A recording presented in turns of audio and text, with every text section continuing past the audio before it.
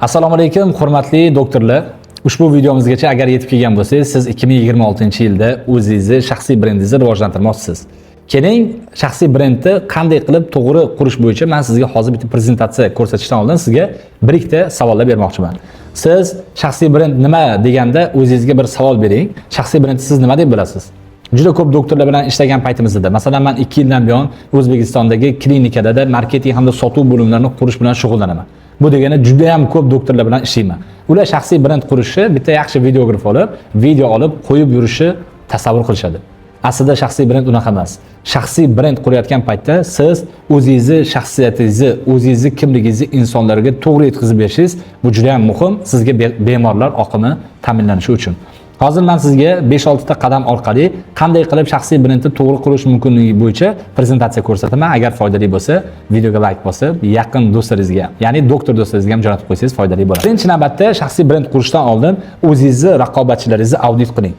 Ya'ni o'zingizni hozirgi holatingizni audit qiling. Instagramingiz, YouTubeingiz, Telegramingiz bormi o'zi? Yoki yo'qmi? Nolmisiz? Yoki 100 ta obunachingiz bormi? 1000 ta obunachingiz bormi? Yo qanaqadir giveawaylarda qatnashdingizmi? Nima qildingiz? Va sizni yo'nalishingizdagi insonlar nima qilishyapti? Audit qiling, ya'ni A nuqtani aniqlang. A nuqtani aniqlagandan keyin biz qilishimiz kerak bo'lgan narsa bor, bu raspakovka lичность. Ya'ni sizni shaxsiyatingizni ochishimiz kerak. Maktabda, kollejda, universitetga tayyorlanish paytida qanaqa qiyinchiliklar ko'rdingiz? Hozirgi holatga qanaqa mashaqqatlar bilan kelganingiz bo'yicha. Nimaga bu narsa muhim? Siz ommaga chiqqan paytingizda sizni faqat doktor sifatida emas, sizni yaxshi ko'rib kuzatishlari kerak. Agar sizni yaxshi ko'rishmasa, faqat sizni videolar rekomendatsiyadan chiqib qolsa yo boshqa joydan chiqsa ko'rishadi xolos. Sizga bemor ham bo'lishmaydi, sizga like ham bosishmaydi, sizga hattoki murojaat ham qilishmaydi. Shu sababdan raspakovka lичность degan narsa bor. Bu 2 soatdan boshlab 4 soatgacha davom etadigan suhbat. Shunaqa maxsus savollar bor. Undan keyin o'zingizga strategiya qurib olishingiz kerak. Ya'ni mana men sizga prezentatsiyada ko'rsatyapman. Raspakovka bor, undan keyin strategiya bor. Siz 1 yil mobaynida yoki 6 oy mobaynida o'zingizni insonlarga qanaqa ko'rsatmoqchisiz, qanaqa tanitmoqchisiz, nima etaplarni bosmoqchisiz, har birini o'zingiz uchun yozib chiqishingiz kerak. Ertaga nima kontent qilishni bilmasdan qolmaslik uchun. Videograf bilan ish boshladingiz, bitta video oldingiz. Unga $500, $1000 berdingiz, videoga olib yuribdi. Qachon nima video olishni bilmaysiz. Doim miyingiz band bo'ladi. Agar sizda aniq strategiyangiz bo'lsa, aniq kontent planingiz bo'ladigan bo'lsa, nima bo'ladi?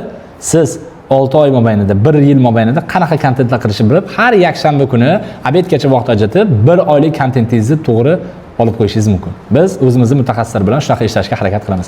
Ya'ni oyda 4 ta syomka rejalashtiramiz, hamma 1 oylik kontentlarni olamiz, ya'ni 1 oy oldinda yuramiz. Bu shaxsiy brendingiz bir boshlanib, to'xtab qolmasligiga sabab bo'ladi. Juda ham ko'p mutaxassislarda shaxsiy brend boshlashadi, 2 oy qilib to'xtatib qo'yishadi.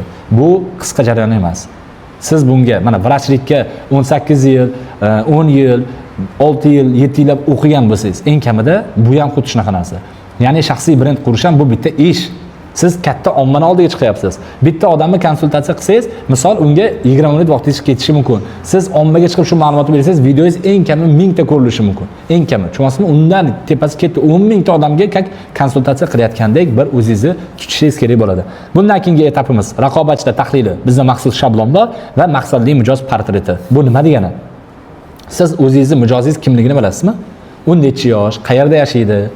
Necha pul daromad topadi, sizga qancha to'lov oladi, har qanchalik kasal bo'ladi, shu narsalarni bilmasangiz, siz ularga mos kontentlar qila olmaysiz. Sizga videochi kelib, trend video olaylik, bunaqa degan narsalar aytishi mumkin, lekin siz uni aytganini qilib to'g'ri patsientlar topa olmasligingiz mumkin. Uni oqibatida sizning narxingiz arzonlashib ketadi, shunga o'xshagan narsalar. Va undan keyin kontent reja. Ko'rganmisiz, raqobatchilar tahlili, maqsadli mijoz portreti, kontent reja. Va O'zbekistonda hali bo'lmagan, biz sizga taklif qiladigan bizda maxsus call centerimiz bor. Ya'ni biz bilan ishlaydigan doktorlar, shaxsiy brendini qurib olmoqchi bo'lgan doktorlarimizga biz o'zimiz ajoyib, o'zimiz tayyorlagan, o'zimiz o'qitgan, meditsinani yaxshi tushunadigan insonlarni, call center xodimlarini biriktirib beramiz. Sizga Instagram, YouTube, TikTok, Telegramlarni boshladingiz, murojaatlar kelib tushyapti. Ularga qanday qilib siz javob berasiz? Ularga javob berasizmi? Ular bilan gaplashasizmi? Sotuvni o'rganasizmi? Ularni chaqirib konsultatsiya qilasizmi? Operatsiya qilasizmi? Undan ko'ra keling, hamma o'zining ishini qilsin. Siz mutaxassis bo'lib, operatsiyangizni qilib, konsultatsiyangizni zo'r o'tkazishga e'tibor qaratib, chiroyli kiyimlarga kirib, o'zingizning ishingizni qiling. Biz sizga call centeringizdan boshlab turib, marketing strategiya, hamma tepadagi ishlarni biz qilib beraylik.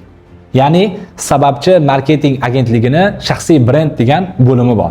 Bu bo'limda hozirgi paytda 3 nafar inson ishlashadi. Ya'ni shaxsiy brend bo'yicha mutaxassisimiz bor, sizga biriktiriladigan videografimiz bor, sizga biriktiriladigan PMimiz bor. Ya'ni proyekt menejer sizni doimiy ravishda storieslaringiz, Instagramlaringiz, YouTube'laringiz, Telegramlaringiz hammasini nazorat qiladi. Vaqtida postlaringiz chiqyaptimi? Vaqtida hammasiga insonlar javob berishyaptimi, yo'qmi? Agar sizga mana shu ketma-ketlikda o'zingizni shaxsiy brendingizni quradigan bo'lsangiz, eng kamida 6 oy bilan 1 yil ichida sizni patsiyentlar bo'yicha oqimdan xudo xolasa muammongiz bo'lmaydi.